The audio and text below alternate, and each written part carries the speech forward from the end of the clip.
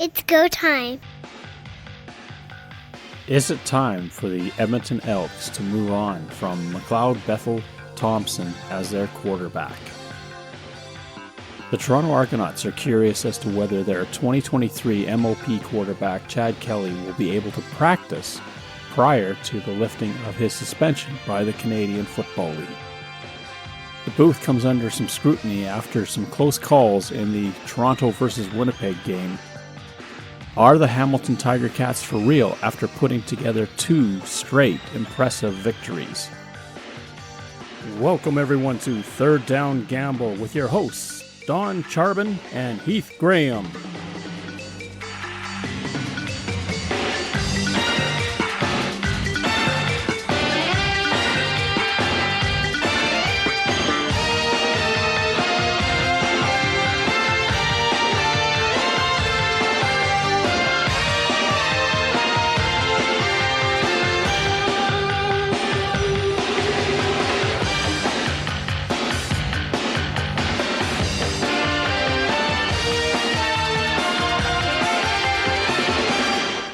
The Eastern Division has taken over, and as they have done in the previous two seasons, they're winning more games against the West than the West does against the East.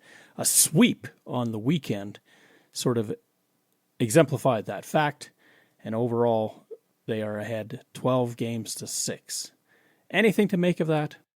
It was a bit of a surprising sweep, I think, this week. I did not anticipate the East going 4-0, but some very well-played games by some teams in the East, and some maybe not so good games played by a couple of teams in the West.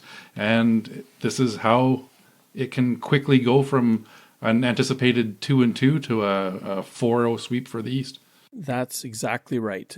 I think too much is made about this, although I am the one that will champion this as much as I can, that an unbalanced schedule, almost balanced one, because it's 18 games, they got to find an extra 2 games somewhere, would benefit the West more, because clearly there's more times that the East has to travel west to play the East than vice versa. So it's always the East's fate is held in the West's hands. But if you're winning that conference to conference matchup, and the other thing that we haven't even talked about, and heaven forbid we mention it, Hamilton is now in the mix for the crossover. They are. I mean, at this point, let's look at it realistically. They're tied with the fourth place Winnipeg Blue Bombers with wins. They're a game behind the Calgary Stampeders, who now have 3 wins. I don't know if I'm buying the crossover just yet, Don. That's maybe your baby. I would be very surprised if they get to a crossover situation, but stranger things have happened. It's part of life in the CFL. Anything can happen. It's so unpredictable, and I guess for a lot of people that watch the game down south probably don't understand what the crossover is, and that's fine. Basically, I believe it was 1986, they decided that a team in the East or a team in the West, if they were in 4th place, had a better record than the 3rd place team in the opposite division, you could cross over and get into their playoff. It has only ever happened West going to the East. Edmonton's done it a couple times, Calgary, Saskatchewan, BC. It's all happened going the other way, but it has never come back. Hamilton now is in the mix, but to remember, they have to finish free and clear. In other words, one more point or one more win, depending if there are no ties in the season, ahead of the 3rd place team in the other conference. Now, if you're looking at a resurgent Bo Levi Mitchell dropping bombs to Keandre Smith, throwing 5 touchdown passes, this is maybe a little bit of a resurgent Hamilton Tiger Cats team. Again, they're 1 win behind the Calgary Stampeders, so they would have to leapfrog them in the standings. Or do they get themselves back into the mix even in the Eastern Conference and start challenging Ottawa and Toronto for those playoff spots? They've got some ground to make up, but especially against the Argonauts, they've got some key games coming up in about a month's time that if they sweep that series can really close the gap. Well, and look at the Red Blacks right now. 4-0 at home. That goes back to 1978. Now you're saying to yourself, wait a minute, the Red Blacks didn't come into the league until 10 years ago. How can that be? Well, there was other iterations that were available to the fan base to watch, namely the Ottawa Rough Riders, which the Simpsons made jokes about them, and the Saskatchewan Rough Riders. Of course, that's a lack of understanding of the history and how these two names came to be and how the two sides never met but in a Grey Cup until 1961. But anyway, we'll get past that. The Ottawa Rough Riders of 1978 started the season 4-0 at home. Now, the Red Blacks, I don't believe, have ever been 5-2. This is rarefied air, but they've been full marks. What have they done not to deserve this? Drew Brown, coming back from that Reddick Cramdy hit that we thought was going to sideline him, has been remarkable. He has, and a solid team all around. Their defense has played great against the Calgary Stampeders this week. Bob Dice is a coach that looks like the players love. He's so enthusiastic. He's a cheerleader on that sideline. He's pumped up. He's got the players behind him, and Drew Brown has come in to his own as a starting quarterback in this league. There was some questions about him as a quality starter given the small sample size that he had, and was it a matter of fitting in well in that Winnipeg Blue Bombers system, or was he going to be able to stand on his own? We've now seen a 480-yard passing game, some 300-yard games. He is proven to be a starting quarterback in this league. And what is lost in all of this is when Drew Brown stepped in. We'll think back to that game in Edmonton last year where Zach Collaros was knocked out of the game. It wasn't always the best of situations for him to be in the game. In that game in particular, they were trailing. He had to light it up to get the Blue Bombers the victory. It's how you perform. And if you're good and you've got a good offense, then it really looks like you're something special. He has proven through his tenure in Winnipeg, and now as he gets much more comfortable with Tommy Condell's way of doing things in Ottawa, he's getting better. And you see this all the time. New quarterbacks or rookie quarterbacks, they need about 5 to 6 games to really start to understand how the offense works. Then we're hitting that stride right now, and you're seeing it with Drew Brown. 325 yards passing in this most recent game against Calgary. It absolutely hammers your point home. He's now got these 7 starts under his belt in this new system and is not slowing down at all. Now, if we want to continue on talking a little bit about quarterbacks, there was some late game spark by the Edmonton Elks, bringing Tre Ford onto the field. He threw for 3 touchdowns in what was essentially cleanup time. They were way down when he came into the game. But what are your thoughts on what's happening in Edmonton? McLeod Bethel-Thompson really did not perform well in that football game. Other than parts of the first quarter where he seemed to be on top of things, once that opening drive was over and once the Hamilton Tiger Cats blocked that punt and started to assert themselves, Edmonton as a team really had no answers, and McLeod Bethel-Thompson didn't seem to have anything either. I mean, you go 10 of 22 for 85 yards. Now, we can talk about what happened in Toronto, that they beat Winnipeg with paltry passing yards. In this case, Bethel-Thompson just looked like he was lost. He was missing receivers by not inches, but by yards. And it almost looked like he was not on the same page sometimes. My question to you, and maybe to the world at large, you're paying $500 or more for this quarterback, and you're 0-8. If you'd have paid Tre Ford half of that money and let him be your starter, would it have been any worse? Well, couldn't possibly be any worse if you look at the record. I mean, yes, with McLeod Bethel-Thompson as the starting quarterback, they lost some very close games. There were some games that he did everything he could and other parts of the team let him down. But what we saw late from Tre Ford, his escapability, his legs can save him. He can make things happen. He gets outside the pocket.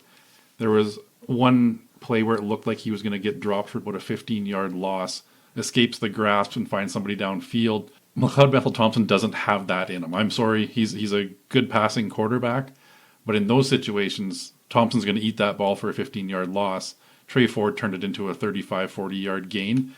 I think it's time that, and I've defended McLeod Bethel-Thompson saying these losses weren't all on him, But what we saw in this game, I think it's time to make a change. I will go back to that dollar value. You've paid $500,000 and you're and what is the point of paying that money anymore? I know you have to eat some of the salary, but send him on his way. It's over. You're not going to make the playoffs at the rate you're going with him in charge. You could argue, yes, it's not all his fault, but that doesn't matter anymore. He's making a big chunk of money. You could free some of that up to do something else. And that something else could be getting another running back, getting some help on the offensive line, whatever you need, and start Tre Ford and let him run all over the place back there. It stunned me when I heard Jarius Jackson in the halftime interview say that he was going to come back with McLeod Bethel-Thompson. As Dustin Nielsen said at the time, if you haven't got any more data to show why Ford needs to be in the game, I don't know what else you need. And sometimes people get stubborn, right? They get the question, they just get stubborn. Jarius Jackson learned a valuable lesson. We hope that stubbornness doesn't always merit the best results. And the Elks also have Jarrett Doege as a third-string quarterback. He is game-tested in the CFL as well. Not to the extent of these other two, but he has had some play. I believe he got one start last year. He came in some other relief duty as well. So you're absolutely right. If you want to look at dollars and cents, you've got Tre Ford on an expiring entry contract, and you've got Jarrett Doege as well at a low value. If they could get some help in, especially that offensive line, I think that would be money well spent. Let's just take a quick comparison of the two quarterbacks. They each had 10 completions. As you mentioned, Bethel-Thompson for 85 yards for a QB efficiency of 37.1 in about 10 minutes of duty, maybe. Tre Ford came in, completed 10 of 15 for 121 yards, 3 touchdowns, and a 157.9 efficiency rating. That jumps off the page at you. And I realize Hamilton was in kind of a late game prevent defense. What Tre Ford did to move the football down the field, you have to invest in that, and you have to be willing to give him the chance. If he goes in and fizzles in 2 games, you're no further behind than you have been in watching this experiment go on for 8 games. You're right about that. The Tiger Cats were up 41-8 when he stepped onto the field. They had already started packing their bags to leave. They got a little scare, but it was never going to be a case where Edmonton could come all the way back. It would be the miracle of miracles if had they. For the Elks, if I'm GM, if I'm G. Roy Simon, thanks, McLeod. It was great to get to know you. Sorry, but this didn't work out, but we've got to move on. And this team, what do you do? I mean, if you don't change something, if you don't change anything, you're just going to be committing the same error you've been committing. You have to do something. As much as Milt Stegall talked about the Blue Bombers needing to do something drastic, I think the Elks have to, and that has to be at quarterback.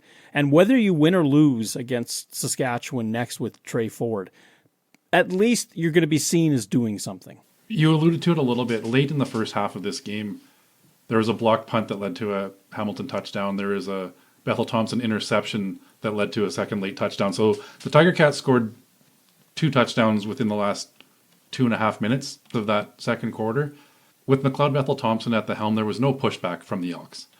And if you want to talk about quarterbacks being a leader of your team, he didn't come out fired up and try to will them back into that game. That to me shows some character or lack thereof. And a player like Tre Ford that's going to go in there and give it everything he has on every single down, that can change the attitude of a lot of his teammates out there as well.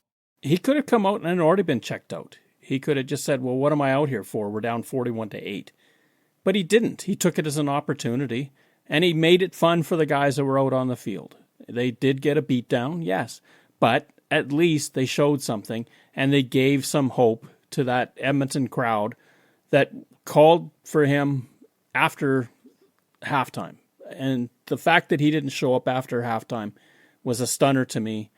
But Jarius Jackson is a new head coach. Let's cut him some slack on this. A little bit stubborn, but he can learn from it. We'll see who he starts against Saskatchewan. That's going to be the key. The Toronto Argonauts are currently waiting to hear from the CFL on the Chad Kelly reinstatement. They want the QB to be able to practice before the suspension is lifted. We know it's a minimum of a 9-game suspension. We're getting close to the end of that. And it's now a matter of whether Chad Kelly has completed all of the other requirements to be reinstated. And we haven't heard anything as to whether or not he has A, started them, B, gone through them, C, completed them. If that was me, I would have been in class an hour early, waiting for the instructor to arrive. I know this is pure speculation, but given what I have seen from Chad Kelly's social media presence, I would be quite surprised if he has completed everything to the satisfaction of the CFL. I could be completely mistaken, and he could be ready to go for Game 10. I don't know. It remains to be seen whether, even if he has completed the required steps, if he has matured and taken all of this action seriously, or if he's going to be in some sort of other hot water before the end of this season. And I don't have an answer. It's you look at a player's history through his college career, there was certainly controversy and throughout that career as well. It's a pattern, and is he able to break that pattern and solidify a professional career in the CFL? Well, it's all about this counseling, and this is where we all make mistakes as human beings. We can amend, and amending, first and foremost, if I've done something to you, I apologize to you. The second part of the equation is I then look at the situation and learn from it. This is what is incumbent upon him to go forward toward getting back on the field. It is, and I guess the other part of this equation is that the Argonauts understandably want him to be able to practice before the suspension is lifted. I don't know if I agree with that 100%. I think that he should have to clear all of these hurdles before he's allowed back on the practice field with that team. It might mean taking an extra week to get up to game speed, but that's the penalty of this whole infraction. And once the suspension is lifted, then he can get back to those team activities. That's the only part of the equation that he's not with right now. He could still be somewhere in a parking lot throwing footballs to a friend of his to keep his arm in shape. Could still be going to a gym to work out. Could still be reading the playbook to understand if there are any subtle changes, because it's the same OC that he's had for the last 2 years. It's just that final bit of being out on the field and running the patterns with the players that he's going to go out onto the field with. That's going to be huge. And I agree with you. I lean toward he comes through the suspension, then you can step back onto the practice field and start the process of reassimilating yourself with the team. Hi, this is Jamie Rydell from TSN, producer, and you're listening to the Third Down Gamble.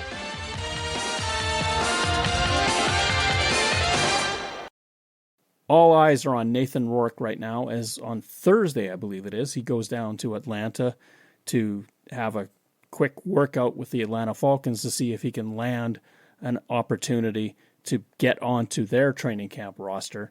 After being released by the New York Giants, Rourke's opportunities in the NFL have started to dwindle. As you look at it, he went and auditioned for 12 teams initially, got signed by the Jacksonville Jaguars eventually, never set foot on the field during a regular season game, went up to New England, got signed by the Patriots, they cut him, then the Giants, they've now cut him. Now the Falcons are his sort of, I would say, his last hope. He has categorically said, if this doesn't work out, BC Lions are most likely his port of call coming back to the CFL. What do you make of this? I don't know if Nathan Rourke was ever going to be a starter in the NFL, but I do believe that because of his background and his time in the CFL, he's not quite getting the fair shake in the NFL that he deserves. Now being released by the New York Giants and clearing waivers, so that means that every team had an opportunity to look at him on waivers. Nobody snapped him up, and then Atlanta afterwards came into this situation. The Falcons have spent a lot of money bringing Kirk Cousins in and drafted a quarterback in the first round of this year's NFL draft. Nathan Rourke's not fighting for a starting job or probably even a backup job in Atlanta. If he gets a chance there, he's looking at a third-string situation. I would be very surprised if he lands back in the CFL this year. However, I would not be surprised to see a bidding war for Nathan Rourke services in the CFL come 2025 season. Vernon Adams is on a torrid pace with the BC Lions right now. It puts them in a very awkward spot. I know there's a lot of support for Rourke in BC, and rightfully so, but how would they be able to say, well, thanks, Vernon, but see you later, given what he's done this year? And I think there's going to be a lot of teams very interested in Nathan Rourke should he become a free agent and start looking towards Canada next year. We've got Edmonton, who we've just discussed their quarterback situation. Calgary, Jake Mayer, I think, is somebody that I would drop in an instant if I could bring Nathan Rourke on. Saskatchewan's got an aging Trevor Harris and maybe an up-and-coming Shea Patterson. Winnipeg's got an aging Zach Collaros. The list goes on. Bo Levi Mitchell, even though he threw for 5 touchdowns this week, isn't likely to be around for very long. Remains to be seen what happens with Chad Kelly. That's over half the league that would welcome Nathan Rourke for an opportunity in the CFL. If you ever thought that this doesn't play on the mind of Vernon Adams Jr., the week after Rourke is in BC and talks about maybe coming back to the BC Lions, Vernon Adams Jr. has his worst game of the season. 17 of 31, 2 interceptions, 2 touchdowns. Couldn't hit a deep route if his life depended upon it. He was out of sorts. Tell me that voice in his head was saying, uh-oh, here comes Rourke. And I like Vernon Adams Jr. I think he's a great quarterback, but he seems to run into the worst situations. If it isn't Johnny Manziel, it just seems like there's always somebody haunting him from behind. Adam Bighill of the Winnipeg Blue Bombers got fined. And if you remember in this podcast, we talked about this last week, that he deserved to get something for his late hit on Shea Patterson. Now, Shea Patterson, as you mentioned in the show, took the high road, said, that's on me. But I said, fine, it's part of the game. It's in the confines of the final play of the game. But it was the finish of that play that really bothered me, that he drilled Shea Patterson into the ground. Well, the CFL said, we agree, and you're going to get something out of your pocketbook for that. Yeah, not surprising as we discussed. Now, I don't know, you said late hit, and I don't know if it was a late hit on the play or if it was the late hit in the game situation that you're referring to. I don't think the hit itself, timing-wise, was late, but it was certainly the follow-through that warranted the fine in this one, and the time of the game with zeros on the clock. I was referring to the lateness in the game. Sorry, that was a bit of an ambiguity on my part. There was nothing wrong with the timing of the hit. If he just pushed him, I would have been fine.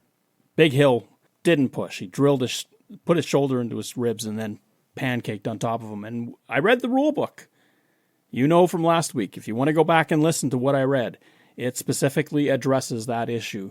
I'm glad the CFL took him to task to get this sorted out in the right way. Interesting, in the Argonauts Blue Bombers game, it looked like the Argos tried to call a timeout when they didn't have any left. And this has given us a little bit of an opportunity to look at timeouts in late game situations. The Argonauts tried to call one, but they actually did have one, but then it wasn't applied. And if you notice, the clock ran down on the play. So they may have said yes and then decided no. In the final minute of the game, why are coaches calling timeouts after first down? Especially, and I'm referring to defense. When you're on defense, the other team has the football, and you're calling it after first down. It could be a 2nd and 5, it could be a 2nd and 7, a 2nd and 3. It doesn't matter what it is. If you take the timeout on first down, you're basically telling your defense you have to stop them now, or they're going to be able to run another 50 seconds off the clock. I would, if I'm coaching, I would take it on 2nd down. I know what the situation is. If they've made the first down, I don't have to. If they haven't made the first down, then I call the timeout because they're going to be punting or trying a field goal on 3rd down. I guess it's a interesting situation, and I understand where you're coming from. I guess the habit of calling it after first down is to preserve the clock immediately. It disallows teams to run that extra 19 seconds off the clock at that point in time. And I guess you'd have to look at it statistically, whether that does in the long run save you more time or not. Telling your defense, regardless, you need to stop here and whether the clock's running or not, I understand where you're coming from on it. It's just a matter of when you decide to take it to save that extra few seconds. Well, let's put it this way. Let's say the team gets 6 yards on first down. You call the timeout. There's a minute and 10 seconds left. Okay, they can't start the clock until the ball is snapped. They run for 5. Well, now there's a minute and, say, 3 seconds left. But 60 of that is going to be run out because you don't have a timeout left. If you'd have saved your timeout, you still have another chance to deal with what's going on. And that would be first down again, second down, timeout. And that would have left you at least 20 seconds on the clock. Now, the game's over. Once they make that first down, that's it. So if you don't call it on the 2nd and 5, they're going to run that clock down now to 51 seconds before they snap the ball. Mm-hmm. If they are... And then, but they don't make it, timeout, now they're kicking. If they do make it, they reset the downs, you wait for the next second down. Yeah, you're right. It probably would save you 15, 20 seconds overall, and that can be enough for a couple of plays to get yourself, whether it's to get yourself into field goal range or whatever it is that you need, might be something to look at. The Blue Bombers lost a close game to the Toronto Argonauts, and the command center was at the center of controversy in this one. 2 close calls that went against the Bombers. One was on a pick 6 by the Argonauts, reviewing whether there was pass interference on Nick Dembski trying to make the catch. The other on a 3rd and short situation with Chris Strevler catching the ball and where the spot of the ball was after the run. These were critical moments of the game, and I would say the command center was 50-50 on these ones. What are your thoughts, Don? First and foremost, command center has to have clear and obvious. They got hugely criticized earlier in the season when Tre Ford, and quite rightly, said defenses can't play frame by frame. We're talking about the play where Dembski looks like there's an arm around him and the ball is deflected. I'm good with the no call on that play because I don't know if Dembski was being precluded from catching the football. The preclusion came from the arm getting in front of him. So you're asking me, well, what if? Would he have caught it? Would he have not? Was he? I know Bomberville went nuts over that. Just absolutely crazy. And to be fair, I mean, it was against your team. The other one that really interested me was when Dembski got lit up in overtime, running a route down the middle, and he got crushed, and there was no illegal contact call on that. So the Bombers were then left with a long field goal. But you can't challenge that. You can't go to the booth to challenge that. If that's not seen on the field, that's that.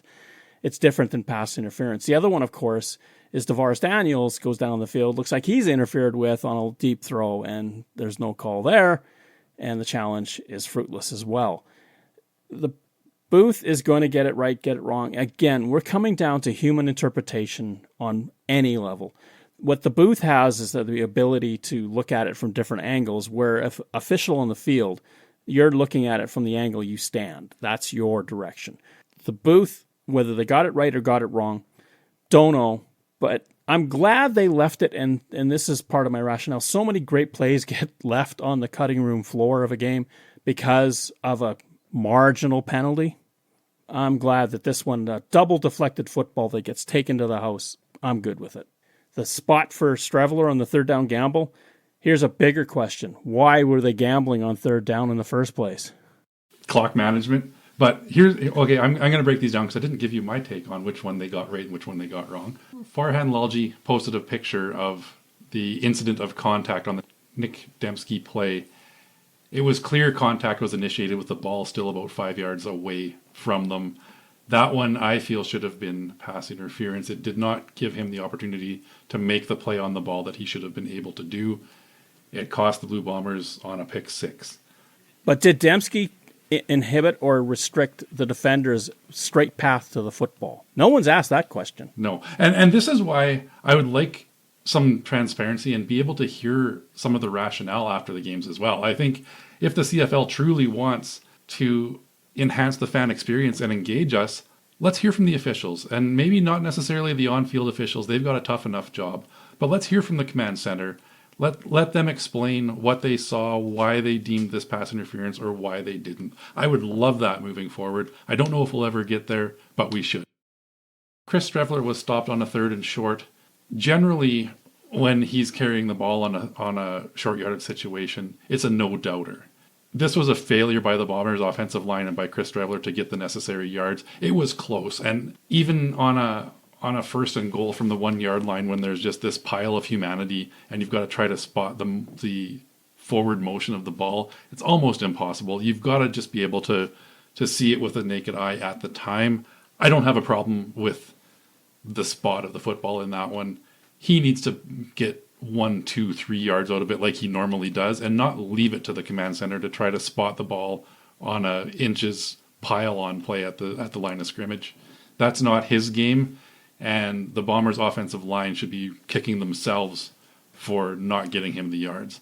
Now, your question of why they even were going for it on 3rd and short in that situation, I agree. They could have just as easily kicked the field goal. It's not like Toronto was lighting them up on offense, and the likelihood of the Argonauts going down the field the other way to score the winning points was probably less than 50% unless Janarian Grant busted another one for a touchdown. And that was maybe their fear more than anything, was let's run this down to zeros, kick a shorter field goal, and keep it out of Grant's hands. Maybe that was their thinking. I haven't heard Mike O'Shea come out and say anything of that. You're down to the final minute. And the Argos did the same thing at the other end, where they brought in a 3rd down gamble call, and they went sideways with Cameron Dukes getting tripped up and being stopped short by Big Hill. Or you've got this other situation where Streveler's just pushing into the mosh.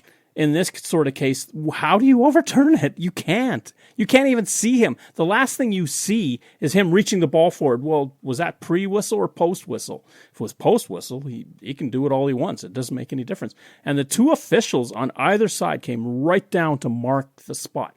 57 seconds to go. Kick the field goal.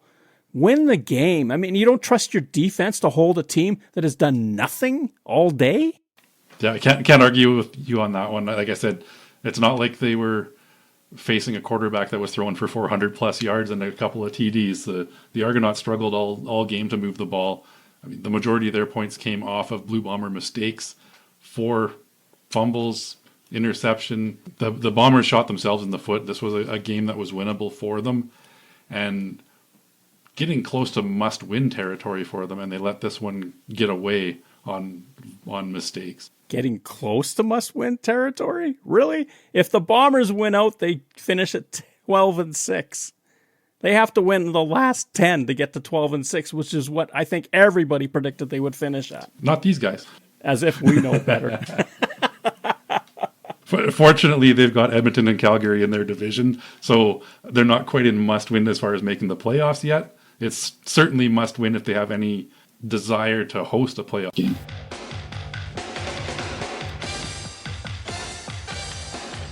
Third down.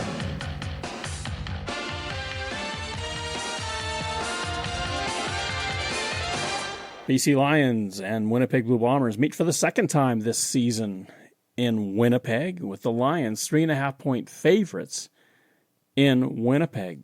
Last time BC was out, they lost 25-24 in Calgary. Vernon Adams Jr. did not look good.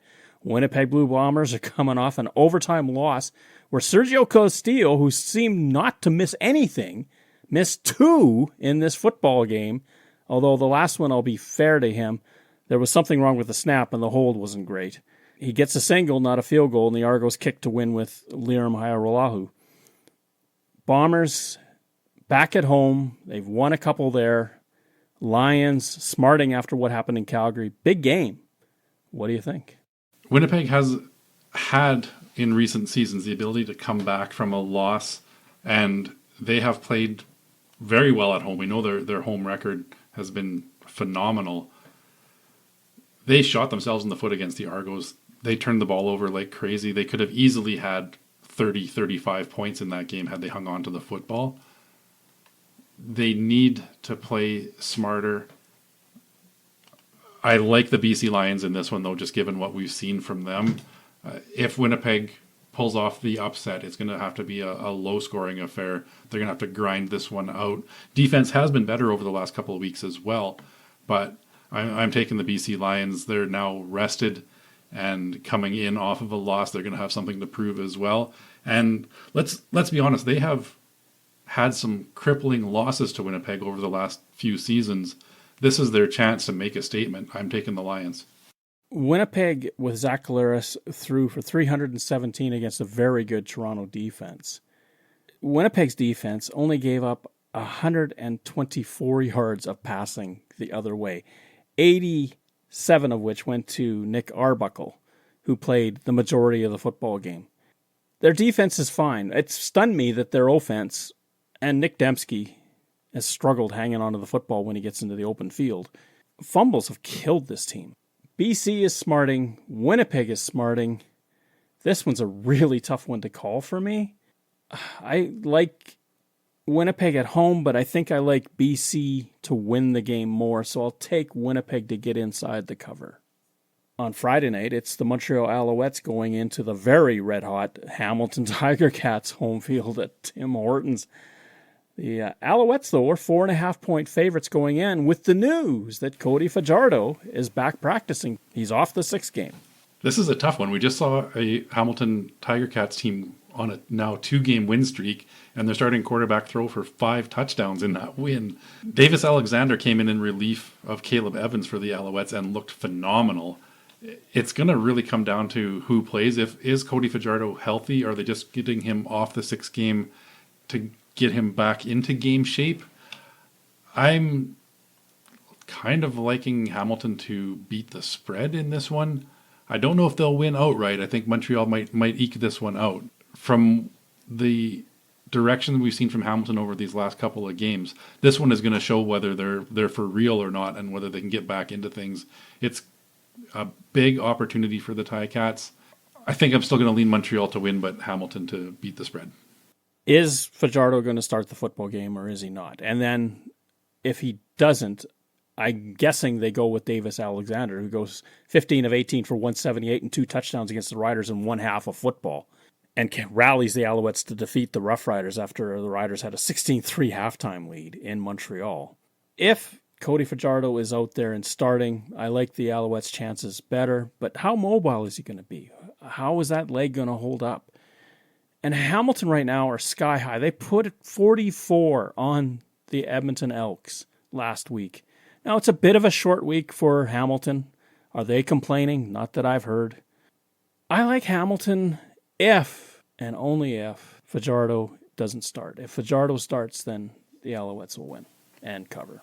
I think that's a fair pick. It's there's a lot to keep an eye on this week in this game, and the starting quarterbacks is going to be a huge indicator, and this line might move based on what we see in practice later on this week. And another question, does Caleb Evans even see the field? I mean, he stunk the joint out. Had opportunities when he rolled out and he just threw the ball away. He would not look down the field and see what was developing for him. It was a real regressive game for him. Saturday night, it's the Edmonton Elks taking their road show to Saskatchewan to take on the Saskatchewan Roughriders.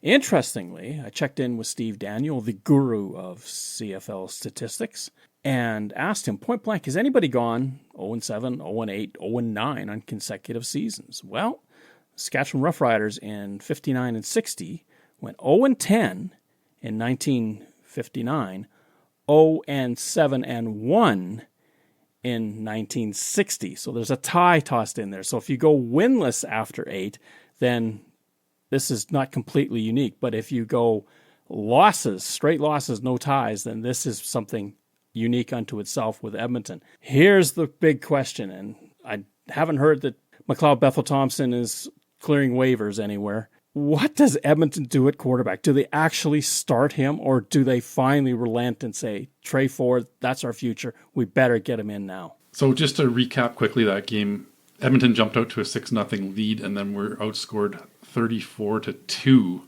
over the next 2.5 quarters before Tre Ford saw the field. You're a team that hadn't won all season. You're playing against a team that has won one game. That was the effort that we got out of the Edmonton Elks. I'm sorry, I'm not picking them. Tre Ford should get the start. The question is, will he? That could make a difference. I still like the Riders at home in this one. Could be a Tre Ford miracle that changes things, but right now I'm taking the Rough Riders at home to cover. Quarterback starting is going to be huge. If it's Tre Ford, I like the Elks odds. The Rough Riders, if I didn't mention, are 5.5 point favorites. That seems pretty steep, considering that the last time these two met, when Tre Ford was the starting quarterback, the Elks won the football game in a shootout. This is the part of the game that Tre Ford brings. He brings A, excitement, but B, the team scores when he's out there, and they score a lot. The only time last year where that didn't happen was the game against the Alouettes, where it went horribly wrong in the second quarter, and Montreal put the ball in the end zone on defense and turned the game around. If Edmonton is to win this game, they can't do it running. Kevin Brown didn't finish the game against the Tiger Cats. Rough Riders defense is number one against the run this year, allowing 49 yards a game. That's by far the best in the league. Shea Patterson, what does he come back with? He had a pretty rough second half. Do you blame Mark Mueller maybe? That defense for Saskatchewan, it's going to play better, but it's going to be Ford's arm and running ability against that Rider defense. This game could be a lot of fun to watch. It might be the best game of the weekend to watch.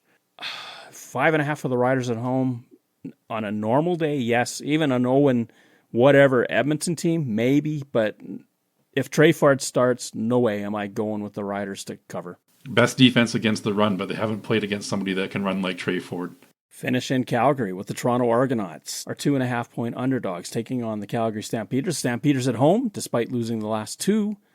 Now, the Stampeders did get throttled in Ottawa, only putting up 6 points. They looked like they were discombobulated. Khalil Pimpleton, with that huge kick return that went for a score, flipped the game right then and there. Toronto's first loss last year was in Calgary. I've been picking on Pat DeMonico, saying that the Stampeders are the most pass-heavy, throw it behind the line and try to hope that your receiver gets you over the line of scrimmage and 5 to 10 yards on the play. They are not actually as bad as I thought. They are third worst in the league for doing that. Toronto is with Cameron Dukes. They do it the most of anybody, where they just dump the ball out and hope for the yak yards, as it were, yards after catch. Stampeders didn't have much in the way of practice going into Ottawa because of the fires in Jasper. Everything was dislocated in that region. Who scares you at quarterback right now with the Argonauts? This is a quarterback-heavy podcast. It is. I just kind of came to the realization that Winnipeg, BC is the only one where we pretty much know right now who the starting quarterbacks are going to be. Does Toronto go with Cameron Dukes or Nick Arbuckle? I'm a bit surprised to see Calgary as the favorite in this one. They are at home. And undefeated at home. Undefeated at home. I guess that's what pushes them in that direction. Now, you talk about Edmonton, Saskatchewan being possibly the most exciting game of the week. This is the one I'm probably the least excited about. I don't even know where to go in this one. And my apologies to Argos and Stampeders fans. This game doesn't do a lot for me. I guess I'll take Calgary at home to cover in this one. It's a field goal win. If it's a tie game and they're trotting out Rennie Paredes, I like their odds, so I'll take Calgary at home in this one. 12 of 22 for 87 yards last week, and Nick Arbuckle guides the Argonauts to an overtime win, 16-14, against a very good defense, but 87 yards. Do you think that merits him starting? Me thinks not.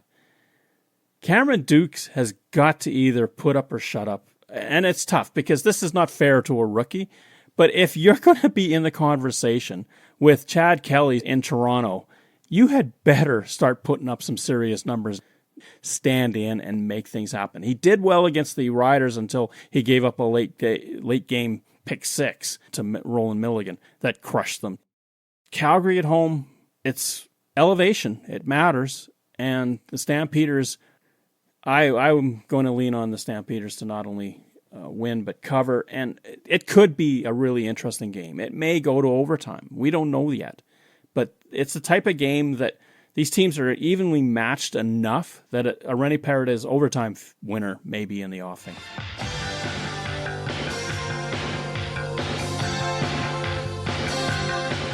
Third Down Gamble uses the expert resources of the Canadian Football League and 3 Down Nation. For up-to-date, insightful statistics and analysis, please visit cfl.ca and 3downnation.com. The CFL on CBC theme music is used with written permission from the Canadian Broadcasting Corporation. Thank you for listening to our show. Third Down Gamble is hosted on Podbean. Follow us on Twitter, where our handle is @ThirdDownGamble. Join us again next time. The Third Down Gamble podcast. Audio worth watching.